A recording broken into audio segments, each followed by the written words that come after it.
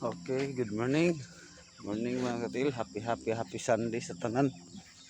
Oh, karon na pod ang atong pagsimba, pagdaig sa atong buhi na Dios karon nga adlaw no. Special ni para sa atong buhi na Dios. No. Tungod kay ang iyong kong special. Tungod kay kita tanan nga mga kaanakan, mga kaigsuunan di sa atong buhi na Dios.